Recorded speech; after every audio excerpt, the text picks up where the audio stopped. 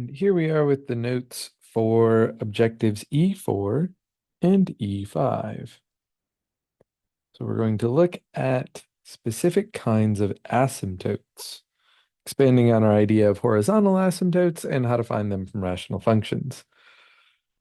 So first thing I want to do, think about all the functions we've looked at graphs of so far this semester, and think about how to find the domains and the intercepts. So the intercepts are pretty straightforward. We get x-intercepts when y is 0, and we get y-intercepts when x is 0. Just have to plug in 0 for something and figure out what the other variable is. Now, for the domain, we've had a couple of rules, but there's really only two rules. Well, three, I guess. First, don't take the square root of a negative. Don't take the square root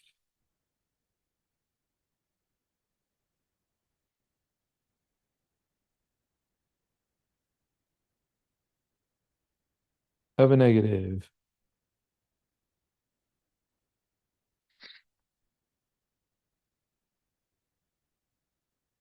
And the other one is don't divide by 0.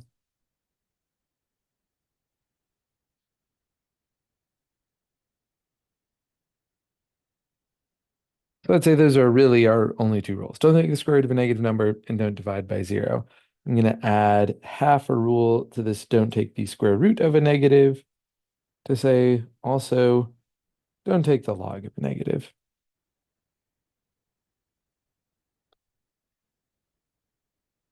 So we'll combine that, maybe call it 2.5 rules.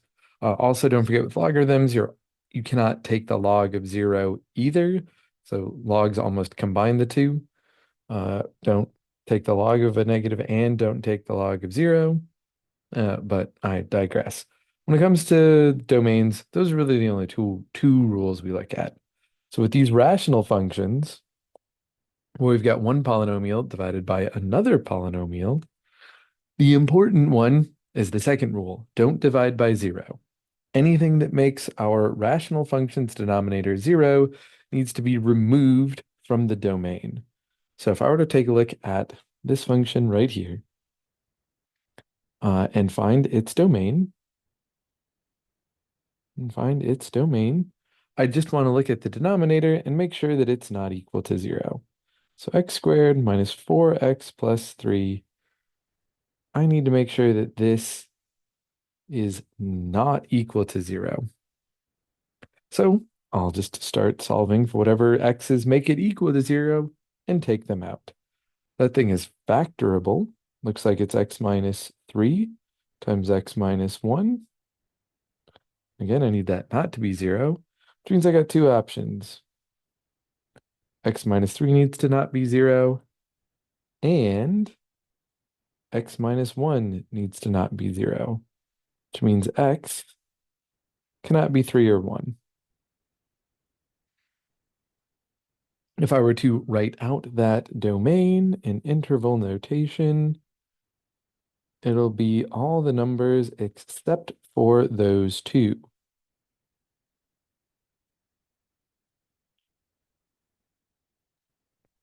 Now, what that looks like when I go to graph the thing is this thing over here on the right. I have vertical asymptotes at both x equals 1 and x equals 3. The two spots that made my domain 0, or the two spots that made my denominator 0. Two numbers that needed to be taken out of the domain ended up forming vertical asymptotes. This guy was x equals 1. That guy was x equals 3.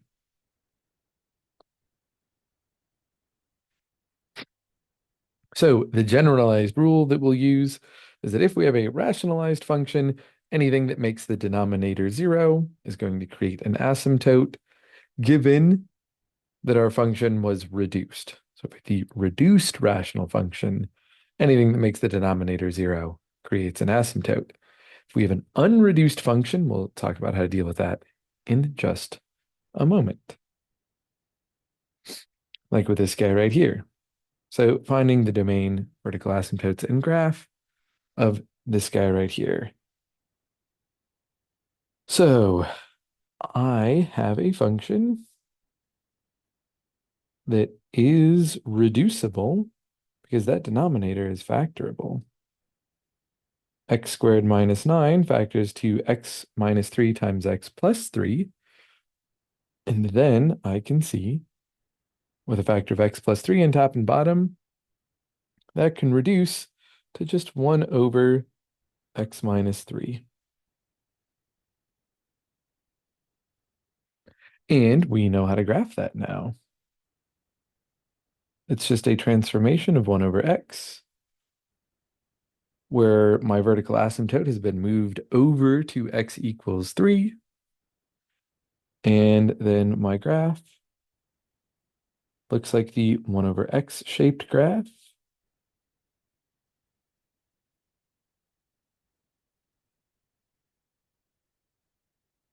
With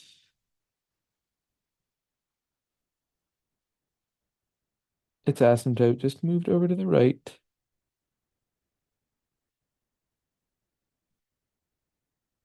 So graph should look something like that. However,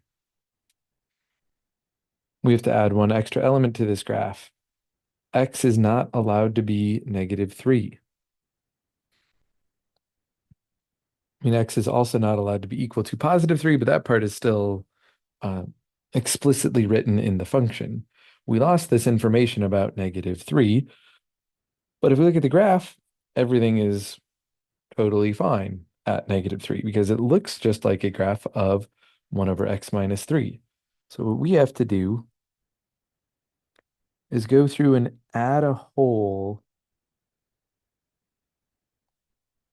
at that point. We need to add a hole at -3. And that's what our graph should look like. Looks just like 1 over x minus 3, but with a hole where -3 should be.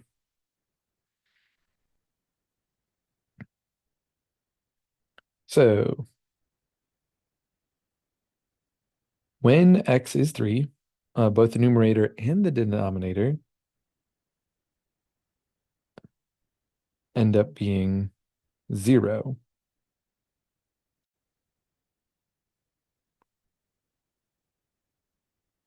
I think we forgot a negative on here.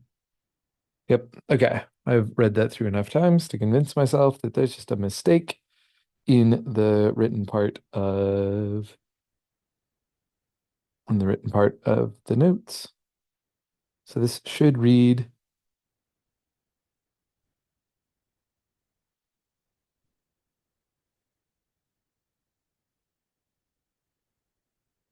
hang on a second. Yeah, so this should read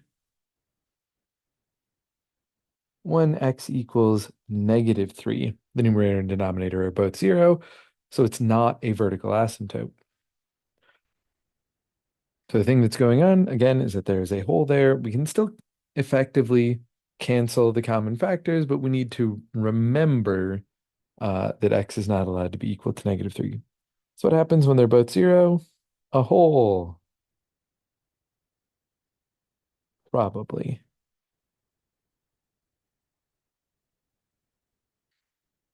There might be some cases where it doesn't exactly work out that way, but we'll worry about that later.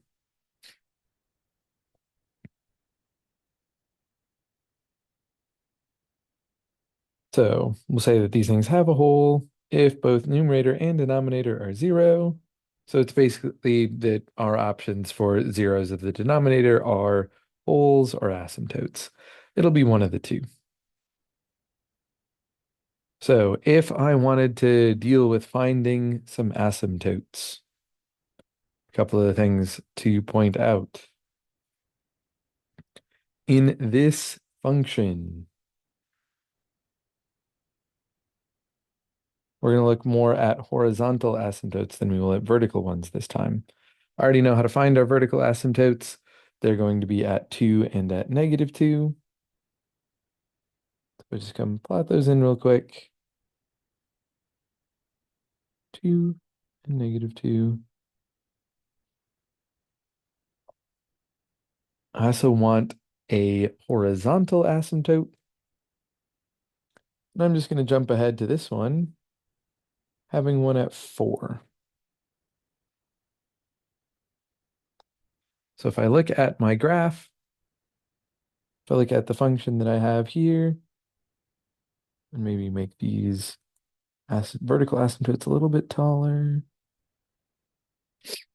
I've got an 4x squared on top and an x squared in the bottom. If x gets really, really, really big, then the only terms that are going to matter are the highest powers of x. So that 4x squared and that x squared. So when x is really, really big, I'll effectively have 4 over 1, since the x squareds can cancel out with each other. To give a concrete example of what I mean by that, imagine the x is 1,000.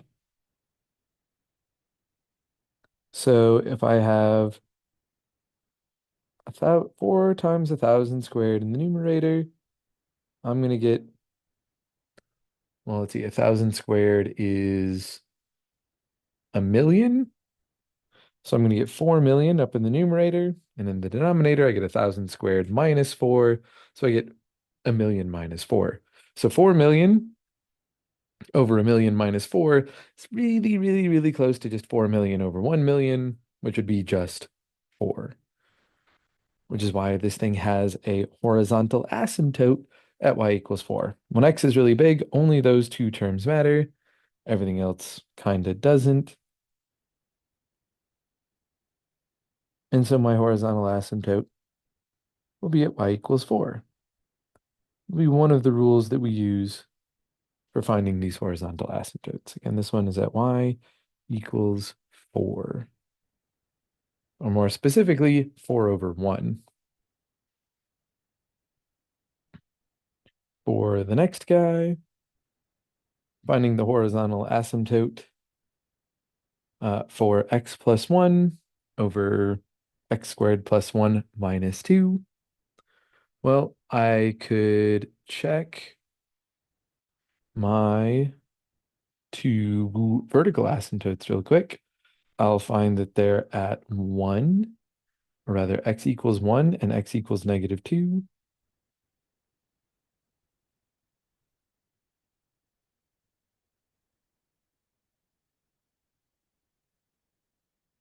And then this thing is going to have a horizontal asymptote at y equals 0. If I think about what's happening when x gets very, very large, well, I'm going to have an x squared in the bottom, but only an x to the first power up top. So if I keep that same example going of taking 1,000 to be x, I'm going to get 1,000 over 1,000,000, with a couple of other terms that are rather insignificant. 1,000 over 1,000,000 is 1 over 1,000. That's a really, really small number. And the distance between the numerator and denominator is only going to grow larger as x gets bigger, which is why this thing will end up with a horizontal asymptote at y equals 0, because the power of the denominator is quite a bit larger than the power of the numerator, as opposed to the last example where the powers were the same. And then I'm just filling in what the rest of this graph looks like. If you're interested in coming up with these graphs, I might recommend just using a graphing tool to check them out. I'm really going to be mostly focusing on just finding the asymptotes for these graphs. But now, if I were to check out this next guy, 2x cubed minus 2x over 2x plus 3, well, I can already see I've got a vertical asymptote at x equals -3/2.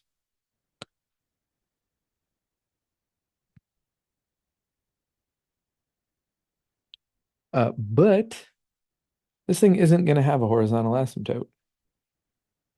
Similar argument as last time, except this time my largest power of x is up in the numerator. So this thing isn't going to flatten out. And if I were to look at a graph of this thing, let me start from this end.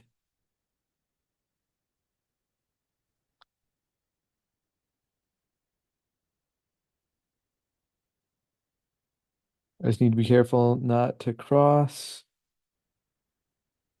or touch that vertical asymptote.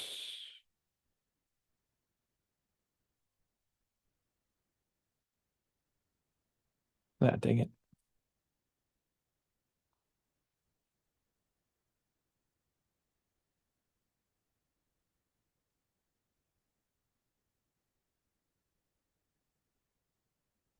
Graph looks something about like this.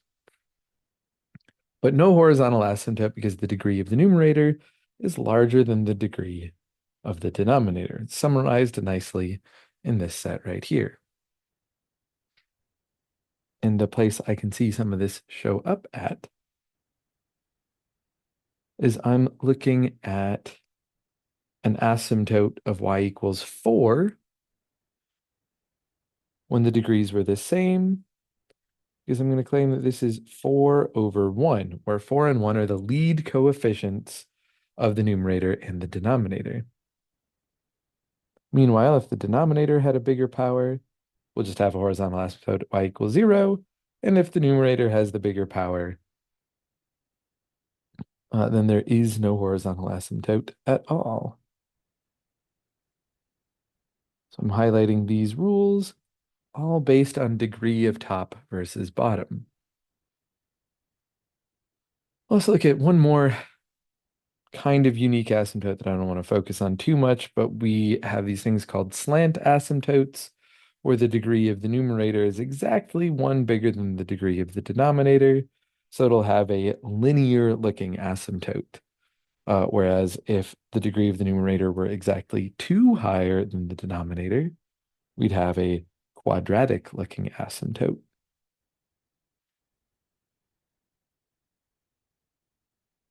You're highlighting specifically 1 more than the degree. What that'll look like might be this example here,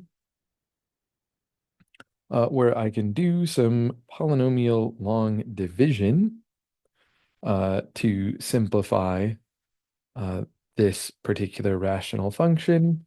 I get that if I divide x minus 1 into x squared plus x, I'm going to get x plus 2 with a remainder of 2, but I want to focus on that x plus 2 part, the quotient element from that polynomial long division. Because if I graph that quotient, if I graph the top part, or the answer to this division problem, then I get this slant asymptote at y equals x plus 2. And that's the asymptote that I would use instead of a horizontal asymptote when trying to graph that function. Because it'll look like x plus 2 plus 2 over x minus 1. So largely it looks like just x plus 2 plus some other term that'll end up being very, very small as long as x is big. It's important if x is near 1, since in that case, x minus 1 would be a very small number, and if I'm dividing by a small number, it ends up becoming large, which is why near that vertical asymptote of x equals 1, the graph gets kind of interesting looking. So again, we say that thing is a slant asymptote, y equals x plus 2, because our function h of x, I don't have space to write this down, h of x is x plus 2 over x minus 1.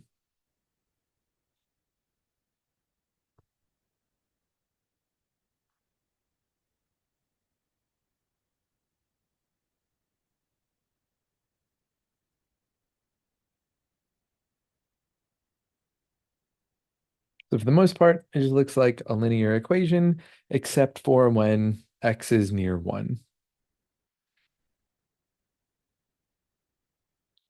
Right. Then trying to put this all together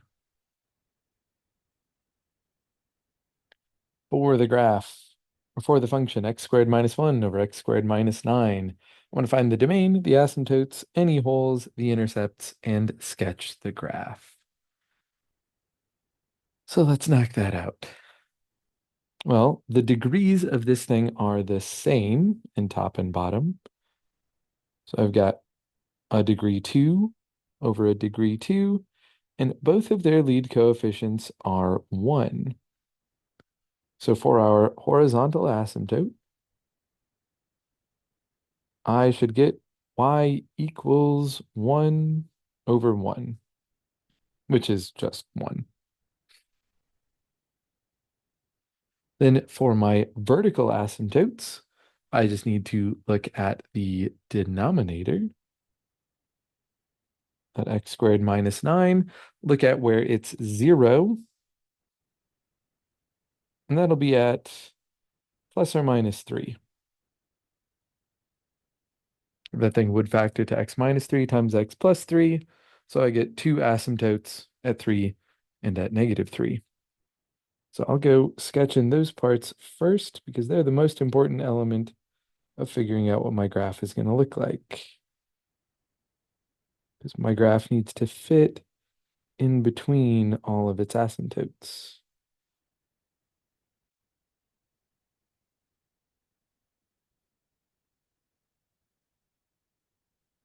So my two vertical ones at 3 and at negative 3, or x equals 3 and x equals negative 3. And also y equals 1 as my horizontal asymptote. Then let's figure out our intercepts. Well, f of 0 is going to look like negative 1 over negative 9. So 1/9 means I'll have some point just there above the x-axis. And if I set the whole thing equal to 0, x squared minus 1 over x squared minus 9, then the only part that matters is the numerator. So if my numerator is 0, then I'll find my x-intercepts. They're going to happen at x equals plus or minus 1. So I'll plot those points as well, and then just try to connect all these pieces together.